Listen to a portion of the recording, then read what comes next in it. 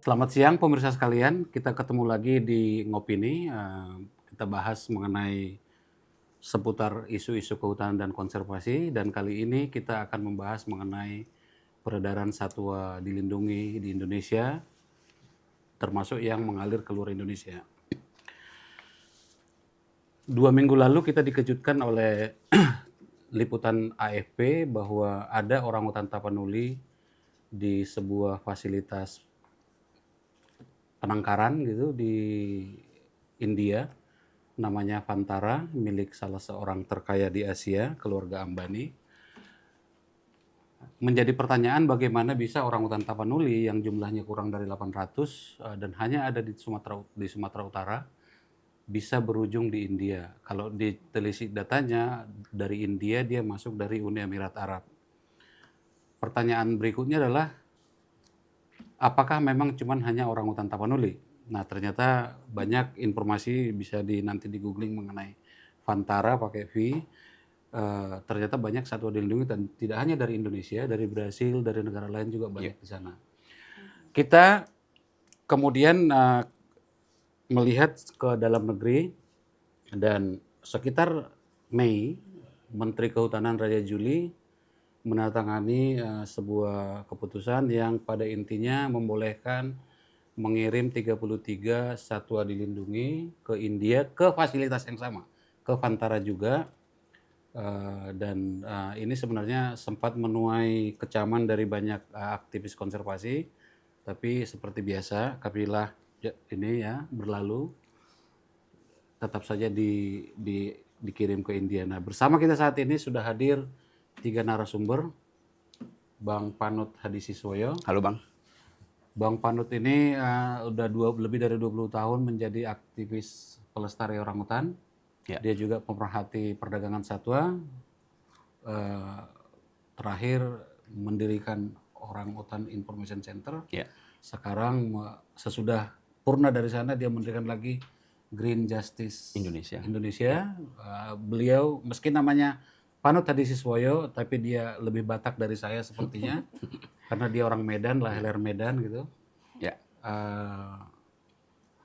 Terus bersama kita juga hadir Mbak Davina. Mbak Davina ini saya kenal Mbak Davina, tahu tepatnya Mbak Davina ketika saya di WWF, dia menjadi salah satu duta WWF, selebriti, tapi pemerhati satwa liar, bahkan sekarang sedang melanjutkan studi dengan penelitiannya sepertinya akan mengenai orangutan.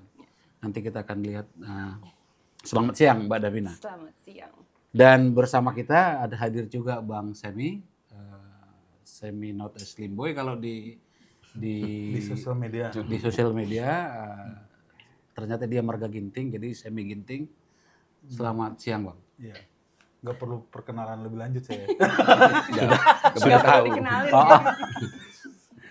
Nah, kalau yang kita lihat di berita yang di AFP kan Bang Panut dikutip tuh. Ya. Bisa cerita nggak Bang Panut apa sebenarnya yang terjadi dengan orangutan tapanuli ini? Ya, yang jelas kalaupun benar ya itu adalah orangutan tapanuli, kita dapat menduga keras ya bahwa itu bersumber dari perdagangan ilegal gitu ya. Pertanyaannya adalah bagaimana bisa sampai ke Vantara? Karena belum pernah ada semacam pengiriman yang secara legal yang kita ketahui ya ke Uni Emirat Arab gitu ya, dan Vantara sendiri mengklaim itu mendapatkan dari Uni Emirat Arab ya. Yang tidak hanya satu orangutan tapanuli bersama ya, totalnya itu ada 14 orangutan. Yang salah satunya itu diklaim itu hanya di Vantara saya saat ini. Di Vantara saja saat ini, dan satu di antara 14 itu diklaim sebagai orangutan tapanuli. Tetapi kita mempertanyakan soal kebenaran dan akurasi itu ya, karena orangutan Sumatera itu mirip dengan orangutan tapanuli, termasuk dengan orangutan Kalimantan. Orangutan tapanuli berbeda secara spesies dengan orangutan Sumatera dan orangutan Kalimantan dari segi morfologinya, dari segi genetiknya, dan dari segi vokalisasinya. Kalau saya lihat langsung, saya bisa bedakan itu. Tetapi kita juga belum mendapatkan visualisasi dari orangutan yang diklaim sebagai orangutan Tapanuli. Mbak Davina, ini kalau saya tadi menyebut nama-nama perusahaan atau orang itu, saya sebenarnya mau menunjukkan bahwa pelakunya itu-itu aja nih sebenarnya. Sejauh yang saya tangkap, Mbak Davina kan agak dekat juga dengan Taman Safari atau terbiasa berkomunikasi. Apakah memang ada kecenderungan di kalangan tertentu tersebut memperjualbelikan orangutan atau satwa-satwa seperti itu?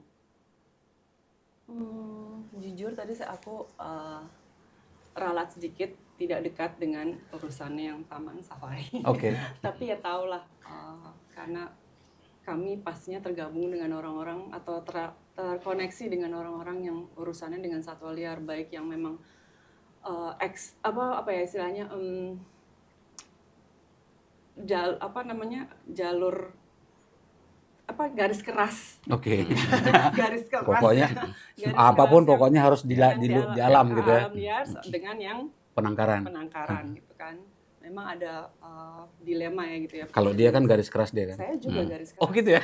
Oh ya, karena Ya, melihat Jadi keep them wild ya. yes, ya. melihat kondisi di Indonesia, lebih baik mereka di alam liar Oke. daripada mereka di tempat penangkaran yang memang ada urusannya dengan entertainment industri ya, maksudnya dengan bisnis atau dengan entertainment industri gitu, di mana selama ini yang kita lihat kesejahteraan satwanya tidak diperhatikan gitu loh. So sudah mereka diambil atau diculik dari alam atau mungkin di breeding, tapi mereka tidak diperlakukan dengan sejahtera gitu loh. Jadi might as well mereka harusnya di alam liar gitu.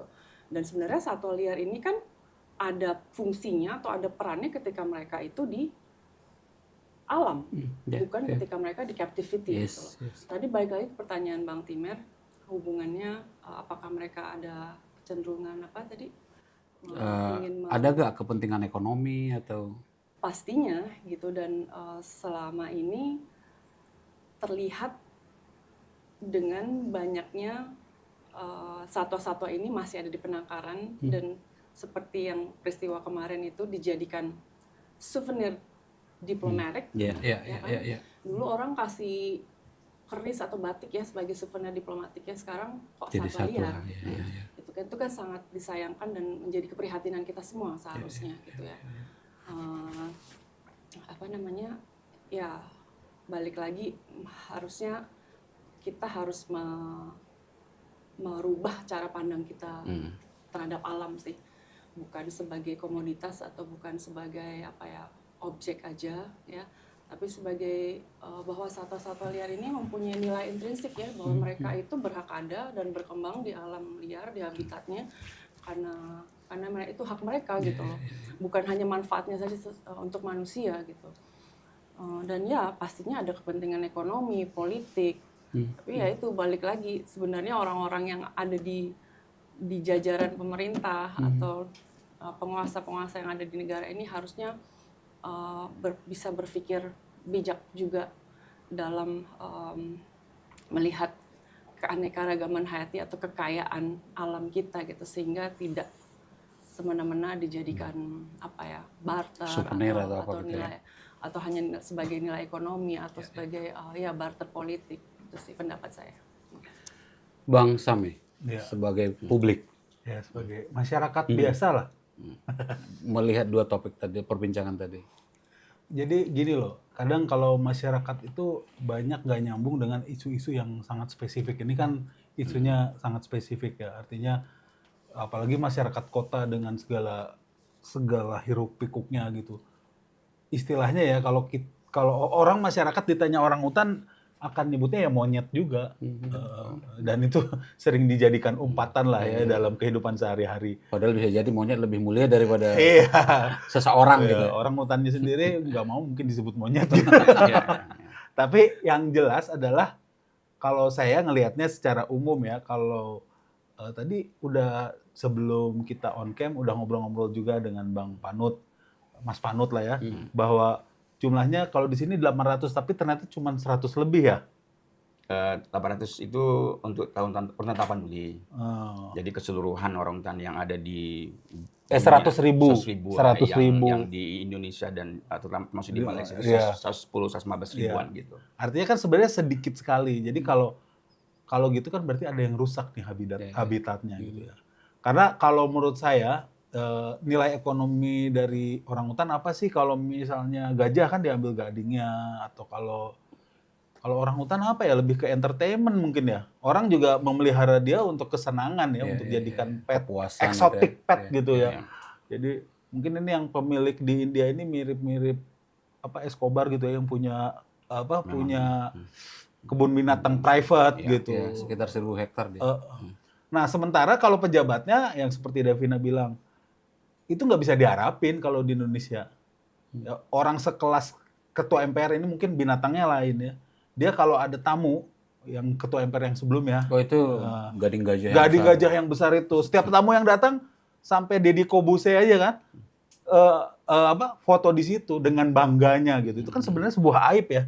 Lalu Taplak mejanya juga. iya. Tapi dia bilang katanya itu imitasi. Ya itu. Ya sama lah, dulu ada dulu pejabat melempar jam Rolex. Iya, katanya imitasi. Itu kan sebenarnya dosa yang lain juga ya. Berarti pakai barang KW deh. Yang jelas, jadi mungkin isu-isu seperti ini ya bagus juga kita angkat ke dalam podcast sehingga masyarakat tuh bisa relate dengan isu-isu yang spesifik, bahwa masalahnya itu bukan sekedar orangutan. Kalau orangutan tuh makin dikit, berarti ada habitat yang rusak. Karena orangutan ini kalau habitatnya rusak, dia nggak seperti manusia. Kita kepanasan, kita bisa ciptakan AC, kita nyalain. Kalau dia ya udah aja habitatnya rusak ya, dia akan mati, dia akan punah kayak dinosaurus gitu. Alamnya apa yang terjadi jutaan tahun yang lalu rusak, dia tidak bisa survive gitu. Nah, jadi ada yang masalah dengan alam kita. Kalau misalnya masuk ke situ Bang Panut, jadi masalah di alam satu hal. Ada juga pendapat bahwa perburuan ini lebih berbahaya daripada kerusakan habitat. Karena ini kan misalnya kita ambil orangutan. Selemah-lemahnya dia punya kemampuan adaptasi. Kalau sekedar hutannya dirusak, dia masih mungkin bisa. Tapi kalau perburuan seperti ini, apalagi gimana dia, kita dulu punya pengalaman dengan badak Sumatera. Pada tahun 80-an dianggap doom di Sumatera. 40-an itu sekitar 40 dipindah itu karena di hutannya dibikin HPH segala macam, pindah ke Eropa, ke Amerika dan mati semua itu. Baliklah yang sekarang salah satunya dibalikin ke SRS, itulah yang sekarang beranak pinak. Nah, peredaran ini menjadi ancaman besar juga berarti kan. Betul. Nah, apa yang membuat peredaran ini tetap terjadi dan seperti tadi ada SK menteri bahkan gitu. Ya sebelum ke sana sih sebenarnya perburuan, perdagangan itu juga sebenarnya byproduct atau merupakan produk dari deforestasi. Itu nggak bisa dipungkiri ya, bahwa perburuan, perdagangan itu sangat terkait erat dengan juga kerusakan habitat ya, karena semakin banyaknya akses gitu ya, kemiskinan, kemudian mengarah kepada eksploitasi satwa yang di sekitaran daerah yang mendapatkan dampak deforestasi gitu ya. Kemudian juga yang perlu saya sampaikan sebenarnya orang bilang bahwa perdagangan itu ya hanya perdagangannya saja. Tetapi bagi saya perdagangan satwa itu dimulai dari perburuan. Perburuan, kemudian koleksi, kemudian ya perdagangan. Itu kan nggak bisa dipisahkan. Nggak mungkin kan perdagangan itu ujuk-ujuk datang, dapat satwa. Pasti kan ada satu siklus gitu ya. Dan ini juga menjadi mindset yang kadang-kadang kita juga concern gitu ya, karena ketika perburuan misalnya ditangani oleh aparat penegak hukum ya, itu mungkin tidak dianggap sebagai satu pelanggaran berat, itu tindak pidana berat ya, dibandingkan dengan yang memperdagangkan gitu ya. Perdagangan kan sekarang ini sudah cukup berat ya, dengan Undang-Undang 32 yang sudah memberikan hukuman minimal 3 tahun. Kalau dulu kan Undang Nomor 550 itu tidak memiliki hukuman minimal gitu kan. Nah, sekarang kan sudah. Nah, ya kemudian beralih kepada soal pengiriman satwa ke India, dan itu kan sebenarnya bagian dari trennya Bantara kan sebenarnya, dengan berbagai celah yang memungkinkan gitu ya. Kita melihat bahwa peningkatan peredaran ataupun pengiriman satwa secara ilegal ataupun trafficking satwa ke India itu cukup meningkat 3 tahun terakhir gitu ya. Bahkan setelah berdirinya Bantara itu trafficking satwa ke India itu cukup tinggi. Antara tahun 2023 sampai 2023, 2025 itu terjadi peningkatan hampir 100%. Misalnya penangkapan siamang ya, spesies gibbon siamang itu meningkat 100% dibanding tahun sebelumnya. Kalau tahun 2023 itu ditemukan sekitar 3 gibbon ditangkap di India dari para jaringan pedagang satwa di India ya. Kemudian tahun 2024 sekitar 17, kemudian 8. Kemudian di 2025 itu ditemukan 17 gibbon siamang, dan kita juga mendapatkan informasi dan menghitung-hitung juga ada sekitar 40-an orangutan yang merupakan korban trafficking menuju ke India. Dan kita tahu ya saat ini juga Bantara memiliki 14 ya individu orangutan yang juga kita ingin mengengage, berkomunikasi dengan Bantara asal usul daripada satwa ini. Apakah memang korban dari trafficking? Bila memang benar korban trafficking, ya kita mengharapkan ada upaya repatriasi ya. Ini sebagai suatu bentuk Repatriasi maksudnya dikembalikan ke Indonesia. Bila itu memang bagian atau merupakan korban dari trafficking.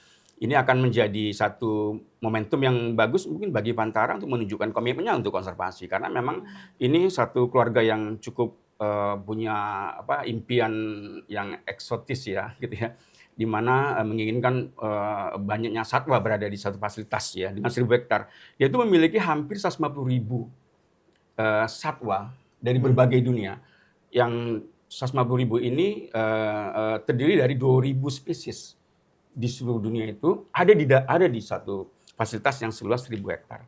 Jadi ini suatu saya pikir kegilaan seseorang, karena mungkin dengan kekayaan dia bisa menciptakan suatu fasilitas seperti ini, dan kemudian Crazy Rich Indians ini. Crazy Rich Indian. Yang kemudian awalnya ini merupakan bagian dari CSR-nya sebenarnya untuk menampung satwa-satwa. Sebenarnya Mbak Davina, kalau saya baca ini ya referensi, Bantara itu awalnya itu memang merescue satwa-satwa yang ada di kebun binatang di beberapa dunia itu yang tidak mendapatkan standar welfare, itu diambil kemudian diberikan tempat yang baik ya di sana. Tapi kemudian itu yang mereka sampaikan. itu awalnya seperti itu. Rescue center dia mengambil dari berbagai zoo yang mau bangkrut, apalagi setelah COVID dan menjelang COVID itu banyak yang. Dan itu bisa dilihat sebagai on the right track lah, nggak apa-apa Iya. sebenarnya. Ya. Nah itu aku mau tanya itu ya. Kak. Aku malah Mbak Davina. Karena satwa ini juga tidak mungkin bisa diliarkan kembali karena Iya. udah terlalu humanized mungkin gitu kan. Jadi mungkin memang baiknya mereka di penangkaran. Jadi at that stage masih on the right track gitu maksudnya. Ya enggak, saya hanya menceritakan sejarahnya. Bahkan dia mengklaim, Aku pengen tahu juga. ya dia mengklaim bahwa sebenarnya ada satu zoo yang mau mengeuthanasia beberapa binatang yang koleksi binatang yang kemudian diselamatkan. Ya itu versi cerita asal muasal ya, kemudian mengkondisikan akhirnya menjadi sebuah safari yang lengkap ya dengan klaim-klaim berbagai jenis spesies yang itu ada di satu tempat yang dia kelola gitu. Tapi maksudnya Mbak Davina mungkin mending daripada dibawa ke India, jangan-jangan mereka nyumbang konservasi Indonesia, menyumbang kelestariannya di hutannya gitu kan Mbak? Ya itu belum ada satu validasi yang kuat ya soal itu. Ada saya dengar juga akan ada semacam kontribusi balik ya ke Indonesia dengan menerima satwa yang diberikan sebagai hadiah tadi, itu akan ada juga program kerjasama di Indonesia. Tapi saya belum tahu secara detail apa bentuk kerjasamanya. Tetapi sebenarnya yang ingin saya sampaikan adalah bahwa memang beberapa perilaku orang crazy rich ini menjadi bagian dari peningkatan demand, permintaan satwa yang nggak habis-habis gitu ya. Karena sejak awal pun ketika 20 tahun lalu saya terjun ke dunia konservasi orangutan ini juga menghadapi hal yang sama, perburuan dan perdagangan. Mbak Davina, ini kan satwa Aku masih itu, mau nanya, tapi anyway. bentar. Sa- Saya yang ditanya ya seharusnya. Jadi satwa, moderator. kekayaan keragaman hayati, kekayaan satwa itu kan salah satu identitas Indonesia ya. Ya. Kita bisa lihat bagaimana Cina misalnya sedemikian tegas mengenai panda. Hmm. Mungkin nggak kita meminta pemerintah kita untuk melakukan diplomasi yang sama, diplomasi panda yang dulu kita, apapun itu Cina gitu. Nah, apapun nanti yang di India ini, bisa nggak itu tetap punya kita, atau kalau nggak balikin gitu. Kalau di Cina itu kan kayak dilabelin gitu ya. Ini pokoknya mau dimanapun berada ini punya Cina aja. Gitu kan. Ya. Tunggu dulu, sebelum kita berpikir seperti itu, kita nih masih jauh dulu nih dari perlindungan Hutannya, satwa habitatnya. liarnya. Oke. Kalau aku lihat, dalam menangani perdagangan ilegal satwa liar saja, Indonesia Keteteran. Colongan. tidak menaruh perhatian yang segitu tingginya ya, bukan dilihat sebagai suatu urgensi gitu, bukan dilihat sebagai prioritas gitu. Aku melihatnya seperti itu ya, karena kayak aku pernah baca jurnal itu ditulis oleh Sherman et al. Dari tahun 2017 sampai 2019 ada pembunuhan 2.229 orang utan yang masuk ke ranah pengadilan itu hanya 20 kasus. 22 kasus yang mendapatkan hukuman hanya 20. Sisanya kemana? Ya. Ini kan sebenarnya kasus-kasus satwa liar di Indonesia ini kan misalnya setiap kali ada kasus, it's just the tip of the iceberg gitu loh. Ini banyak banget yang tidak terselesaikan, gitu. Tidak pernah sampai tuntas gitu loh. Itu yang harus aku rasa harus dibenahi dulu. Pemerintah Indonesia harus merasa memiliki itu, bahwa ini aset bangsa, ini harta karun bangsa Indonesia, jangan diambil dong. Itu punya kami, tarik gitu kan. Seharusnya kan juga kayak perdagangan satwa liar bisa ditemukan di Thailand, kok bisa yang tahu kepolisian di sana, mestinya apa kabar? Harusnya kan di stop kerannya di sini, jangan sampai ke sana ketahuan. Malu loh sebenarnya, malu loh. Kok taunya di sana? Apa kabarnya di sini? Gitu kan? Dan itu kan bukan pekerjaan satu level saja sih ya, maksudnya memang harus bekerja sama, harus bersinergi, harus istilahnya semuanya harus terintegrate gitu loh. Nggak bisa pemerintah aja atau NGO aja, seperti aku yakin Mas Panut juga dengan segala pembelaannya, dengan kampanye, dengan juga bukan hanya kampanye, tapi maksudnya dengan aksinya segala. Tapi kalau tidak didukung dari atas, percuma gitu loh. Jadi sebelum tadi bilang bisa nggak sih kita satwa liar kita ini milik Indonesia ya, sekarang yang urusan perlindungan satwa liarnya aja dulu deh dibenahi gitu loh. Karena kita kecolongan aja kayaknya biasa-biasa aja tuh. Kita sebagai aktivis Ini satwa liar, udah di media internasional kita nggak dengar satu statement pun dari pemerintah. Ya kan? Kita sebagai aktivis kayaknya sakit hati banget gitu loh. Ini kok kita bayar pajak nih ternyata begitu gitu. Nggak, maksudnya kita mati-matian gitu pengen supaya satwa liar ini tetap ada di Indonesia.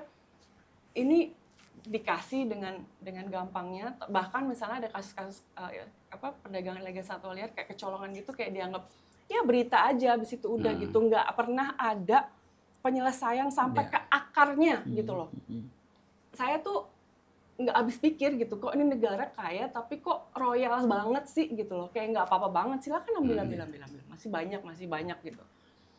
Kok tidak ada rasa kepemilikan, rasa ini milik kami harus dijaga, karena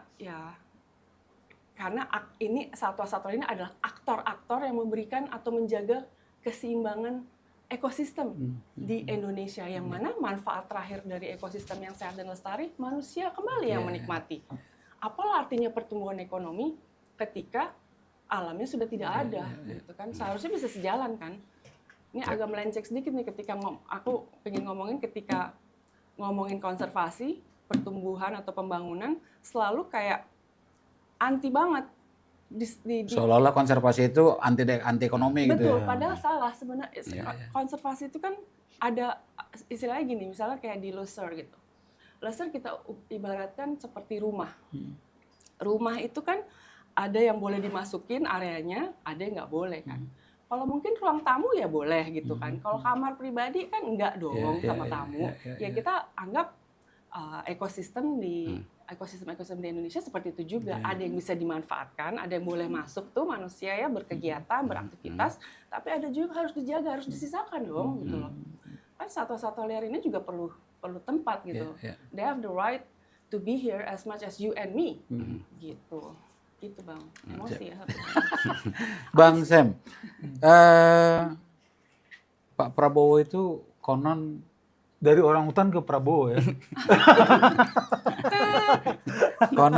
konon menyukai, misalnya salah satu yang saya pikir fenomenal lah, dia meski kalimat di medianya menyerahkan konsesinya untuk jadi gajah, Habitat gajah. tanah negara sebenarnya bukan punya dia itu gitu. Atau juga keluarga Pak Hasim misalnya, saudaranya juga menyukai banyak melakukan kegiatan konservasi. Nah, dalam situasi sekarang, ketika misalnya tadi Mbak Davina menyebut, dan kita melihat politisi kita tidak terlalu memprioritaskan konservasi seperti ini nggak hanya soal orangutan kita jadinya, Bang. Iya. Punya harapan nggak kita dengan bisa nggak atau bagaimana kita agar mereka punya kepedulian itu, politisi dan segala macam.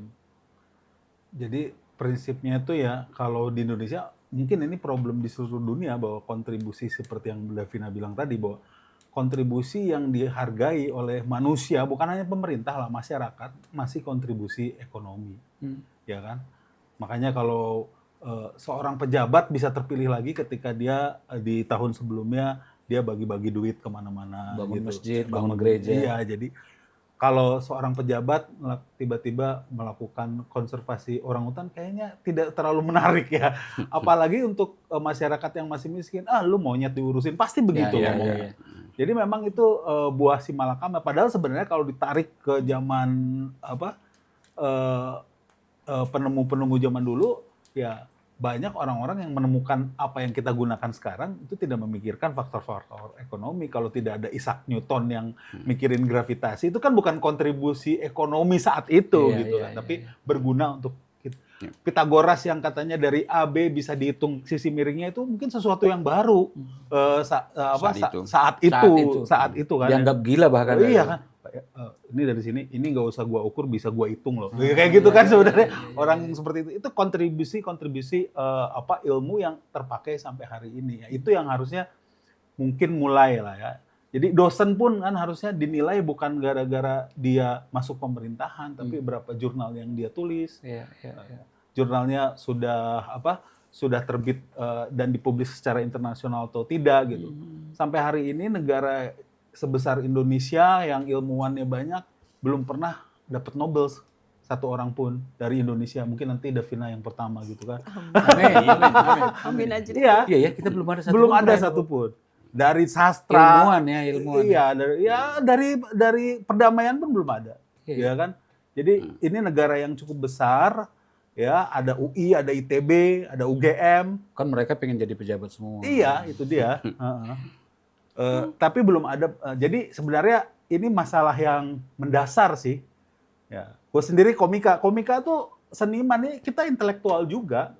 Intelektual juga karena mengemas banyak informasi. Gue juga kebetulan sekolahnya teknologi dari ITB, makanya Indonesia gini-gini aja. ITB kan bisa semua hal kecuali iya, anak ITB-nya jadi komik. Nah, intinya ini adalah masalah tidak ada. Ya ini memang ada demand-nya ya. Tapi kalau secara ekonomi, justru dengan ada demand harusnya semakin lestari. Kenapa ayam jumlahnya banyak? Karena ada demand-nya untuk dikonsumsi, sehingga orang beternak ayam. Nah, ini kan sebenarnya demand-nya ada, tapi sedikit. Tapi orang-orang yang berduit, yang tipenya crazy rich lah, kayak yang di India tadi. Justru saya mau tanya nih, dari kita boleh sering nanya gitu. Ya, ngobrolan ini. Ini ada sambungannya nggak sih dengan yang di India? Ini kan ada keputusan menteri untuk memberikan souvenir. Itu orang yang sama itu? Iya. Ke tempat yang Itu sama? ke tempat yang sama. Tapi ternyata spesiesnya lain. Oh iya. Di sini kan. Ini 33 nih. Ada jadi yang dikirim pada. Nah, artinya yang itu masuknya nggak lewat jalur. Nggak lewat jalur diplomasi seperti ini. Jadi ada Berarti beberapa ilegal ya? jalur ya. Ada jalur yang dari juga mendapatkan dari negara lain melalui izin CITES juga. CITES ini kan juga Convention on International Trade Peredaran kan. satwa Yang terancam ya. terancam punah itu ada beberapa yang memang harus memiliki semacam persyaratan yang sulit lah untuk bisa misalnya mengirim satwa ke negara lain gitu ya. Bahkan kalau misalnya appendix 1 itu atau itu dia sebenarnya tidak boleh diperdagangkan dan kalaupun dikirim ke negara lain berarti harus memang memiliki suatu pertimbangan yang sangat-sangat luar biasa harusnya. Itu pun kalau sudah di dalam captive ya gitu ya. Jadi memang sumbernya bukan dari melalui SK Beda. ini saja tapi juga Jadi dari yang orang lain. utan tapanuli tadi kemungkinan ilegal tuh. Nah, terus kalau kayak badak itu kan Ini kemungkinan legal. Saya tidak mengatakan ini legal, kemungkinan legal. Karena bisa jadi pertimbangan ini ada siamang 3, macan 3, beruang madu 10, bekantan 2. ini bukan legalisasi sesuatu yang Secara dilegalkan. checklist dia tampak iya. legal, tapi bisa jadi pertimbangannya nggak benar. Ya, betul. Ya sebuah kebijakan yang dilegalisasi. Ya. Nah, kalau Sebuah kebijakan yang tidak bijak. iya itu dia itu kata yang tepat ya. Bijak sini bukan bijaksana. Kalau misalnya gajah itu kan diburu untuk gadingnya, gadingnya untuk dijadikan handicraft dan sebagainya. Kalau orangutan ini diburu untuk apa ya? Kadang saya kalau mendapat pertanyaan seperti ini juga agak-agak buah si malakama ya. Karena kalau saya bilang nanti rupanya menarik ini orangutan gitu ya. Tapi ini untuk sekedar edukasi ya bahwa ya atau sebagai suatu alert juga ya. Ya orangutan diburu itu bukan karena bagian tubuhnya seperti gajah atau harimau, tapi karena individunya, anaknya gitu yang diburu, diminta diperdagangkan itu ya anaknya yang memang Jadi dalam hidup ya, hidup. ya karena memang seperti manusia kan Dijadikan pet lah ya. ya pet yang bisa dilatih. Tapi dalam konteks ini bisa jadi panjang Bang, bisa jadi untuk paten obat-obatan ke depan juga kan. Ya itu bisa jadi untuk penelitian Kan dia genetik dekat berikutnya. sekali dengan manusia itu. Kan 96,4% itu orangutan Sumatera itu di Sumatera itu dekat dengan manusia. Kalau 97, kalau Borneo itu 97% mirip genetiknya dengan manusia. Artinya dia tuh memang ya secara morfologi seperti manusia. Semuanya sama, jantungnya sama, semua otaknya hanya lebih kecil gitu. Tapi ya itu tadi kan sebagai spesies yang berada di hutan, makanya namanya orangutan. Itu tuh sebenarnya punya ini memiliki aset yang besar ya bagi dunia keanekaragaman hayati Indonesia yang harus kita jaga gitu. Jangan sampai keluar. Nah, yang terjadi adalah masih ya adanya perburuan, perdagangan. Di Sumatera saja dari tahun awal 2000-an sampai sekarang itu yang masuk ke program rehabilitasi itu sekitar 500 individu ya. Sampai 2024 gitu ya. Data ini menunjukkan ada trafficking, ada peredaran satwa yang keluar dari alam liar yang jumlahnya hampir 500. Tetapi ini yang diketahui kan. Bang Panut, sebelum ini Fantara, kita fokus, kita misalnya sebut Fantara. Saya mendapat informasi dari dalam kementerian bahwa sebenarnya Fantara ini punya satu orangutan yang pemerintah kita ingin kembalikan ke Indonesia. Ya. Tapi sampai sekarang mereka susah itu mengembalikannya. Ada aja alasan di sana untuk tidak balik ke Indonesia. Ya. Nah, pertanyaannya kemudian adalah bagaimana bisa kementerian yang sama malah ngasih banyak sementara yang satu untuk yang udah jelas harus dikembalikan. Apa yang terjadi sebenarnya? Sebenarnya satu individu orangutan itu ditangkap bersama dengan seorang pembawa orangutan ya di Gujarat gitu ya. Kemudian diambil oleh otoritas India. Dan tiba-tiba berujung Nah kemudian di ketika sedang ada upaya untuk merepatriasi atau mengembalikan orangutan ini, tiba-tiba ada klaim dari otoritas bahwa otoritas India ya bahwa orangutannya keadaannya sakit, tidak layak untuk dikirim, maka ditempatkan dulu di Fantara begitu. Sampai sekarang dan upaya ini masih terus kita upayakan sudah hampir setahun. Saya mendengar bahkan Duta Besar India mendatangi kementerian tuh. Iya dan pertanyaan saya bukan di situnya. Pertanyaannya bagaimana bisa SK seperti ini bisa keluar ketika dia punya cerita kesulitan mengembalikan yang ilegal gitu. Apa yang terjadi di dalam tubuh Kementerian Kehutanan dengan Raja Juli dan segala macam di sana sampai ini bisa keluar? Pertanyaannya mancing ini sebenarnya. Sebenarnya saya melihatnya ini administratif ya, di Kementerian Kehutanan kan administratif ya. Ada pihak yang meminta persetujuan pemerintah kan itu kan. Ada satu entitas yang memang karena pengiriman ini kan bukan dari negaranya langsung ya, tetapi sebenarnya ada entitas swasta juga yang juga merupakan bagian dari lembaga konservasi atau bahasa kitanya kebun binatang lah gitu ya, pemilik izin kebun binatang itu mau melakukan satu pemberian ya ke Bantara. Kita nggak tahu ini apa sih motif ya, apakah memang kebun binatang yang ada di Indonesia ini punya hubungan khusus dengan Bantara sehingga Kalau kita lihat ini ini ya, Bang, di SK-nya disebut ini, di sini Indonesia kan penangkaran itu disebut lembaga konservasi. betul LK itu LK gitu ya, ya. LK-nya namanya PT Fauna Land. ya, Itu konon punya Guna Land ya, yang dalam bahasa pemantau peredaran ini sering menjadi pusat perhatian. Dan ada John Lin. John Lin kelihatannya sangat identik dengan namanya Haji Isam. Ada nggak nuansa-nuansa tekanan politik sehingga orang-orang birokrat di Kementerian Kehutanan jadi nggak bisa berkutik? Ini saya yang jawab atau siapa yang jawab?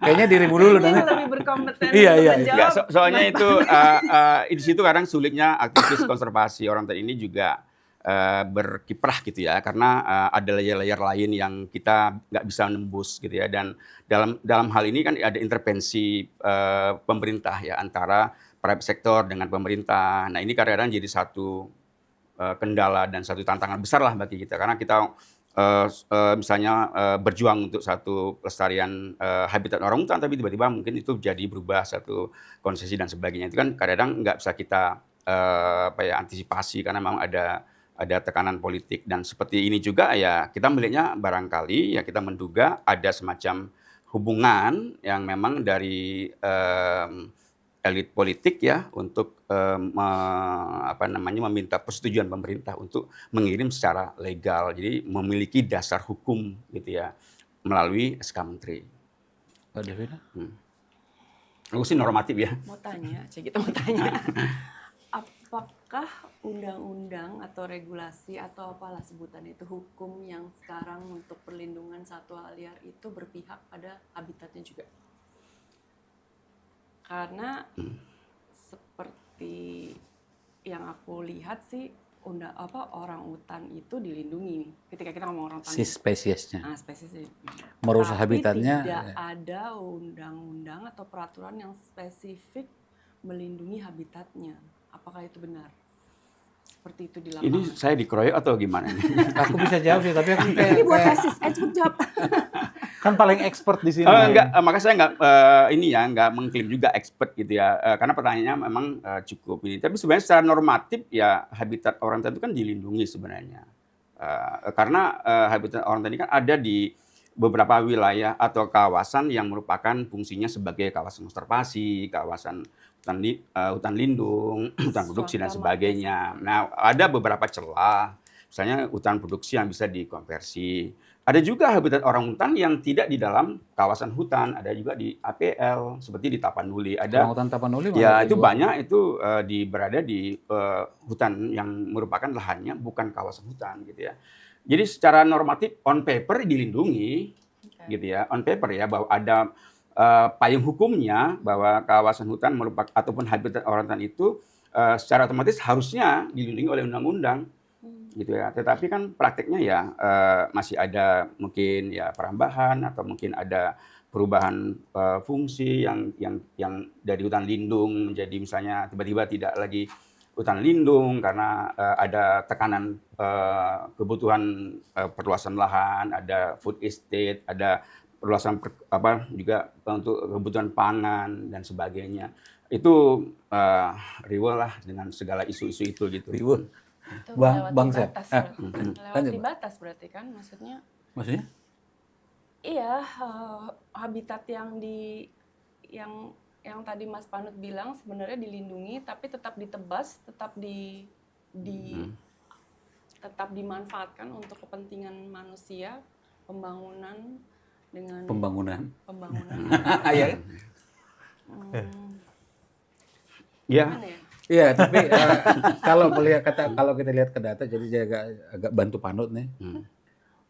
Sebenarnya Kementerian Kehutanan banyak menerbitkan izin konversi hutan justru di habitat orangutan.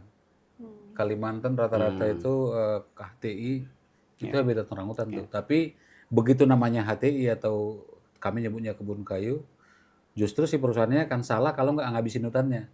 secara aturan. Akan dicabut izinnya kalau nggak ngabisin hutannya. Jadi sebenarnya ada soal di dalam pemerintah kita saat ini mengenai apakah satu kata perbuatan dengan peraturan gitu.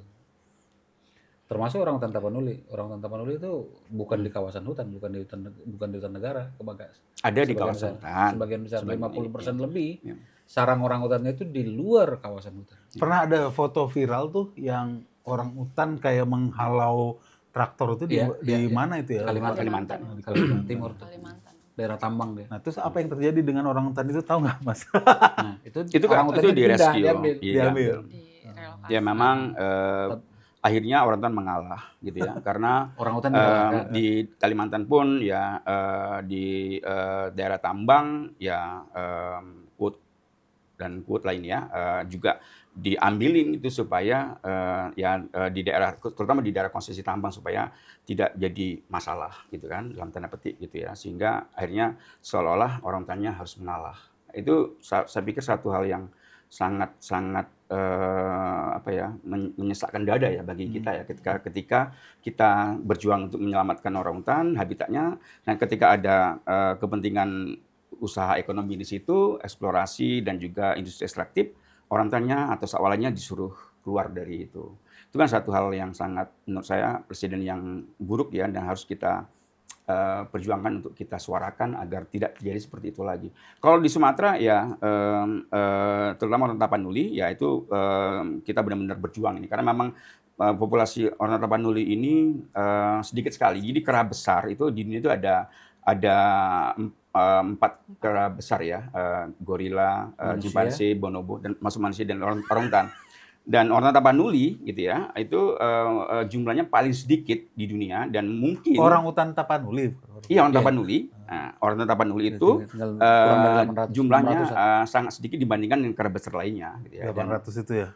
itu akan menjadi kera besar mungkin yang punah yang pertama bila kita tidak bisa menjaga habitatnya gitu, karena memang habitatnya juga tidak terlalu luas, hanya sekitar 150.000 hektar gitu ya, dan selebihnya di luar sekitar itu sudah terfragmentasi menjadi kebun, menjadi juga ada pertambangan juga ya, perkampungan, ada juga untuk usaha pulp kertas yang diekspansi oleh TPL misalnya.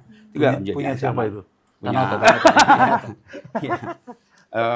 Punya banyak tantangan gitu ya, tapi kita nggak pernah berhenti. Kita nggak bisa berhenti juga untuk menyuarakan ini gitu. Mas Bang Panut, Ya. ini kan secara normatif ini kewenangan dari pemerintah.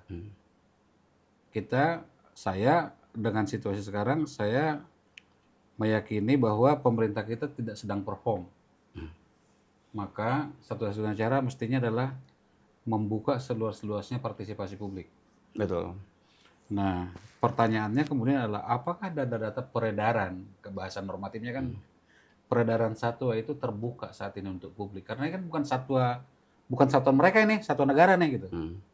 Apakah penangkaran itu membuka datanya, atau kalau kita minta datanya ke Kementerian Kehutanan, apakah datanya akan dikasih? Ya, itu dengan hak informasi publik, saya pikir itu bisa diakses ya, karena kita juga Tapi pernah dapat nggak? parsial sih ya, parsial gitu ya. Jadi kalau maksud saya kan gini, penangkaran atau kebun binatang misalnya gitu, itu kan mestinya kita bisa tahu berapa jumlah harimau di situ, berapa jumlah. Kalau pindah, dia harusnya ada, kita bisa dapat informasi pindah kemana, kapan, segala macam. Kita tahu tuh. Saya pikir itu bisa diminta. Harusnya itu bisa diminta oleh publik ya, untuk melihat sebenarnya berapa sebaran spesies, terutama spesies yang paling terancam punah gitu ya, seperti orangutan ya, di seluruh Indonesia ini sebenarnya ada berapa. Kemudian juga di luar negeri ada semacam database lah gitu ya. Tapi harus diminta ya, tidak ada datanya yang saya tinggal googling aja web kementerian. Nggak ada. Nggak ada ya? Nggak harus diminta ya. Saya pikir kita bang Timer lah minta nanti. Saya akan melakukan itu. Dan udah itu pasti. bahayanya kan kalau pemerintah kan bisa aja klaim. Nah, jumlahnya ada 1.000, ya, siapa juga yang mau sidak benar-benar dihitung headcount-nya benar-benar ada 1.000 gitu kan. Pertumbuhan ekonomi 5,12 itu juga kan bohong. Iya. Harus ada cara untuk memverifikasinya. Iya, nggak bisa diverifikasi kalau sekedar data. Itu kalau kata Jokowi, sewa programmer 2 minggu jadi nanti. Mbak Davina, kalau misalnya ada, tapi nanti bisa. Ada satu concern. Tadi termasuk yang kalau saya ngikutin misalnya arah silogisme dari Mbak Davina. Kita pekerjaan rumahnya kita nggak kerjain nih. Hutan kita hilang terus. Bagus dong, ada orang lain yang peduli di luar sana. Jangan-jangan suatu ketika orang hutan di India kan lebih banyak daripada orang hutan di Indonesia. Karena mereka konservasi. Apalagi India punya dalam konteks harimau, India adalah salah satu dari sangat sedikit negara yang berhasil menambah populasi harimau. Ya. Badak pun mereka berhasil Badak juga menambah. berhasil. Kita selalu turun. Jangan-jangan sudahlah nyerah aja kita. Di Indonesia nggak bisa, udahlah biarin aja gitu. Gimana kalau ada yang begitu? Sebenarnya kita mau membangun atau mau mendiami bumi yang seperti apa sih? Kalau mau, jika ingin satwa liar itu ada di penangkaran, di kandang, bukan di alam, untuk apa? Mereka kan fitrahnya diciptakan oleh Yang Maha Kuasa, punya fungsi ya, punya peran ekologis yang sangat vital gitu di bumi ini. Gitu. Jadi ketika banyak ada di tempat lain, bukan di habitat alaminya, untuk apa? Dan manfaat alam apa yang akan kita terima ketika satwa liar di Indonesia itu habis? Hutan akan habis juga ketika tidak ada aktor-aktor ini yang mempertahankan. yang berperan. Kita nggak mau empty forest ya. Iya, empty forest sekarang kan kayaknya it's like going towards that ya, empty forest gitu. Pokoknya bikin pohon. Jangan sampai dong. Karena semua itu kan kita menyadari bahwa semua yang di alam itu kan atau semua yang ada di bumi ini kan terkoneksi, terkait satu dengan yang lain. Ketika satu sistem itu putus, it's just a matter of time akan ada krisis atau akan ada ketidakseimbangan, dan banyak sebenarnya sudah terjadi gitu kan, krisis iklim, kehilangan keanekaragaman hayati gitu kan. Jadi dunia seperti apa sih yang ingin kita ciptakan ketika satwa liar itu bukan pada habitatnya? Kita harus berpikir itu sih sebenarnya, harus kembali bijak sebagai manusia, dan kita jangan mengeluarkan diri dari bumi. Kan yang sekarang yang terjadi itu kan antroposentris banget ya. Kayaknya manusia itu penguasa banget, di mana semua ini terjadi ya, semua yang ada di bumi ini untuk manusia. Iya, untuk manusia, ya, diolah manusia dan untuk manusia. Untuk kepentingan manusia. Untuk kepentingan manusia semata gitu loh.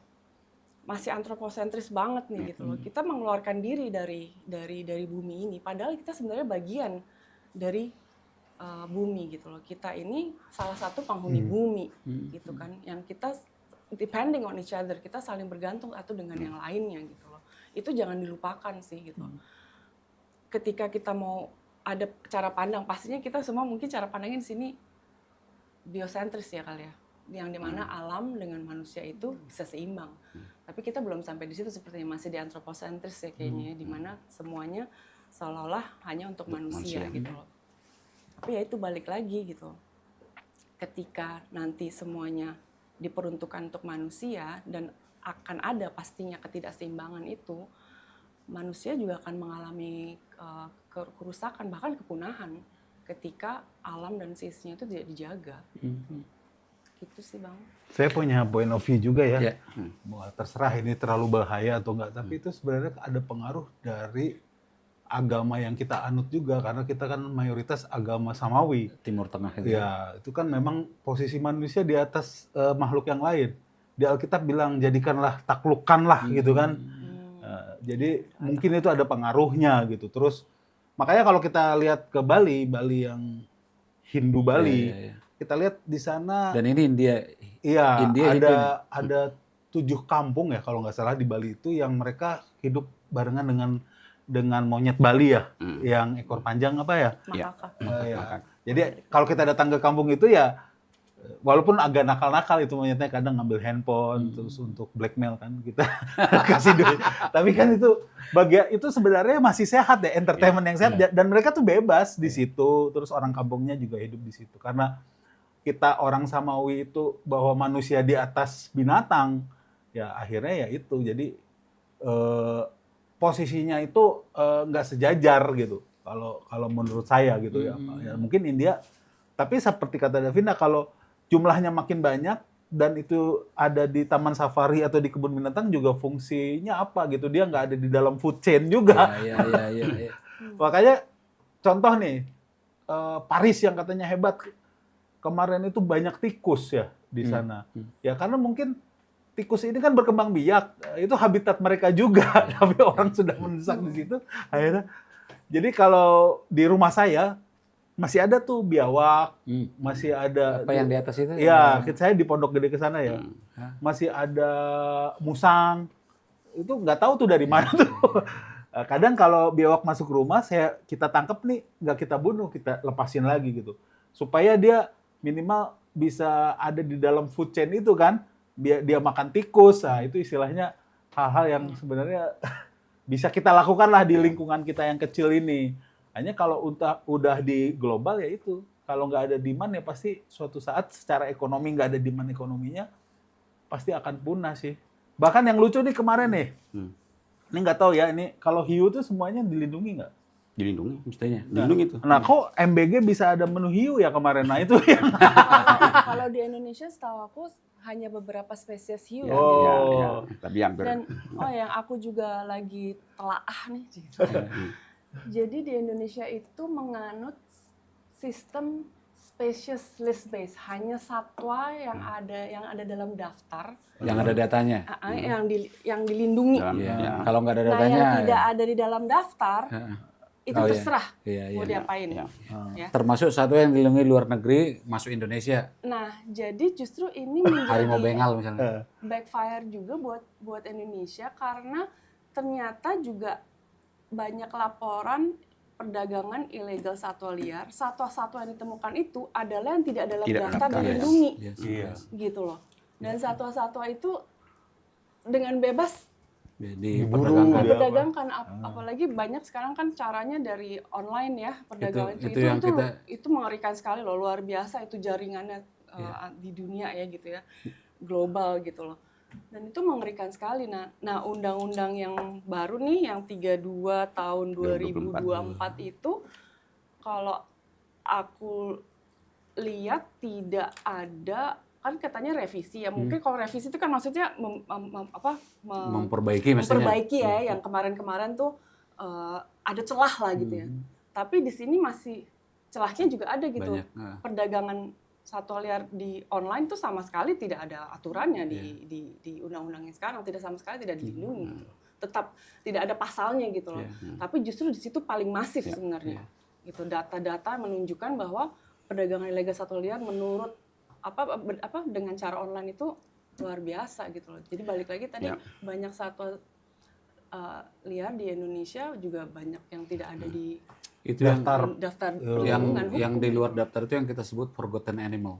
Tapi kita udah mau habis, closing nih, izin saya. Nanti Bang Semi, ada nggak closing dari diskusi ini? Nanti baru Mbak Davina, singkat-singkat gitu. Closing dari, ya intinya sih sebenarnya ujung-ujungnya sih di pemerintah, karena mau NGO, mau pakar, mau apa, punya nilai-nilai yang hebat gitu. Kalau tidak dieksekusi, ya atau kalau kita mengeksekusi sendiri, akhirnya kita jadi vigilante kan. Artinya, misalnya kita nggak mau nih, misalnya ini kalau saya ya concernnya dulu itu pernah jangan sampai convenience store itu membunuh warung-warung Madura. Jadi harusnya convenience store itu hanya di di jalan-jalan yang bisa dilalui 2 mobil. Kalau udah gang itu nggak boleh ada, maaf sebut merek, Indomaret atau Alfamart. Itu harus giliran warung. Saya punya concern itu. Tapi kan nggak mungkin kita datangin Indomaret sama Alfamart kita tutup-tutupin. Nah, itu kita jadinya vigilante. Artinya Mas Panut, Davina, enforcement itu adanya di pemerintah. Iya, punya concern. Tapi kalau pemerintahnya aja ngasih souvenir kayak gini ya hopeless. Mbak Davina, saya poinnya adalah bahwa bukan apa-apa. Kita harus memaksa pemerintah kita harus memaksa mengerjakan pekerjaannya. Iya. Ya. Kalau aku sebagai manusia kita harus memahami juga sih kehidupan di bumi ini ya. Kita harus bisa memahami cara bumi ini bekerja. Dan balik lagi sebagai makhluk yang diberikan kelebihan berpikir, bisa mempunyai strategi, bisa mempunyai ide, dan kita manusia itu mempunyai potensi sejati ketika bisa menggabungkan antara our clever brain, kepala kita dengan hati kita, hati nurani kita, dan ya maksud saya manusia itu punya potensi sejati yang bisa membuat kehidupan di bumi ini menjadi harmonis antara alam seisinya dan manusia, itu ketika kita bisa mengkombinasikan antara our clever brain with our hati nurani kita, gitu loh. Jadi keberlanjutan kehidupan di bumi ini harus juga disertai dengan melestarikan atau melindungi keanekaragaman hayatinya. Tanpa itu kita akan punah juga, gitu loh. Harus memahami kembali seperti itu sih. Sebelum closing, ada nggak apa mestinya perlakuan pemerintah kepada keteledoran ini, 33 satwa yang udah kadung dikirim, sama 14 orangutan yang di Vantara tadi, dan data yang ada di Auriga mengatakan tidak hanya Vantara. Akan kita rilis nanti data itu. Ya, kita mendorong pemerintah untuk lebih agresif untuk mengembalikan atau mengambil kembali satwa yang terlanjur berada di luar negeri untuk dikembalikan dan juga direhabilitasi untuk dilepas liarkan bila memungkinkan ya di habitat alaminya gitu. Yang sudah terlanjur ini ya kita juga saya pikir masih bisa mendorong pemerintah untuk merevisi ya, terutama satwa yang saya dengar sebenarnya di antara satwa-satwa yang dikirim sebagai hadiah itu adalah satwa sitaan ya. Satwa sitaan berarti satwa korban perburuan dan trafficking, bukan lahir di breeding atau captive gitu ya. Itu kan satu hal yang harusnya menjadi hal yang sangat penting dilakukan oleh pemerintah gitu ya dalam mencegah satwa-satwa kita untuk keluar dari negara Indonesia atau terutama dari habitatnya gitu. Tapi yang saya ingin sampaikan juga sebenarnya pemerintah juga harus aware gitu ya, atau kita semua ini publik gitu, bahwa perdagangan satwa itu bagian dari satu transaksi kejahatan yang sangat besar ya, kejahatan global yang terorganisir yang sangat besar, bahkan setelah narkoba, drugs dan segala macam ya. Interpol itu mengklaim bahwa nilai perdagangan satwa di dunia itu mencapai 20 billion US dollars ya. 20 billion US dollars. Artinya 20 ya, besar sekali, dan Interpol juga itu per tahun ya. Itu per tahun, dan ya artinya 20 miliar dolar ya. Dan ternyata kalau kita baca-baca ya, Interpol itu juga membuat satu statement bahwa dari Indonesia aja itu nilai perdagangan satwa ya, ilegal pastinya, itu mencapai 1 miliar dolar Amerika. Tapi bukan dirimu sedang mengatakan ini nilai ekonominya besar, legalkan dong, bukan gitu kan? Bukan, artinya itu nilai-nilai yang kecolongan sebenarnya kan gitu, bahwa ternyata kita mungkin tidak menyadari gitu ya bahwa ini adalah kejahatan terorganisir secara global yang tidak menjadi perhatian tadi yang seperti disampaikan oleh Davina. Mungkin kita hanya soal mungkin kejahatan korupsi yang lainnya, kemudian ada narkoba dan sebagainya. Tapi ini kejahatan global yang terorganisir gitu ya, yang harus menjadi Masalah di perhatian. dunia terlalu banyak untuk mikirin ini jadinya. Betul, betul. Tapi sebagai closing, kalau saya sih ya tetap menjaga optimisme, Bang. Gitu ya. Karena kalau tadi Bang hopeless ya, kita sebenarnya hopeless juga ini, Bang. Tapi tetap harus menjaga optimisme juga gitu ya. Kita tetap harus menjaga harapan terus. Itu tergantung kepada generasi sekarang. Kalau saya sih gini, buat target harus pesimis, kerjanya optimis. Ya, betul. Karena kalau kita harusnya tetap juga bisa bagaimana menciptakan generasi yang bisa menciptakan politisi-politisi baru nantinya 2029 yang memang peduli dan aware Politisi baru, Kaisang itu politisi baru tuh. Aduh, mending kita. Prepare for the worst. Kalau dibilang muda itu. Oh, ya. Ya. Jadi agak stuck nih. Jadi demikian tadi perbincangan kita di sini. Berat apa yang diminta Bang Panut. Kadang kita putus asa, kadang gitu ya. Tapi menjaga optimisme itu menjadi keharusan kita untuk tetap seperti tadi dalam konservasi Indonesia. Karena seperti Mbak Davina bilang tadi bahwa kita mestinya menjaga keseimbangan. Kita tidak bisa hanya untuk hidup kita saat ini, apalagi kita lihat banyak kemudian bencana-bencana yang akibat perbuatan manusia gitu makin meninggi di Indonesia. Kita biasa menyebutnya krisis iklim gitu. Tapi apapun seperti kata Bang Semi, pemerintah harus melakukan pekerjaannya karena kita membayar pemerintah, kita bayar pajak kita untuk membuat mereka bekerja sebagaimana yang kita harapkan dan menjaga keutuhan Indonesia termasuk keragaman hayatinya. Untuk satwa-satwa yang di luar, kalaupun misalnya tidak bisa dikembalikan, maka mestinya pemerintah mendorong agar Indonesia tetap punya stake, Indonesia tetap punya saham kepada satwa itu dan kepada manfaat satwa itu untuk yang bisa dipulangkan. Seperti kata Bang Ban, mestinya Indonesia lebih agresif untuk memulangkannya sembari kata Mbak Davina, kita harus mengerjakan PR kita di dalam negeri. Saya pikir itu ringkasan yang semoga bisa meringkas ini. Tetaplah optimis, mari tetap mencintai Indonesia. Terima kasih.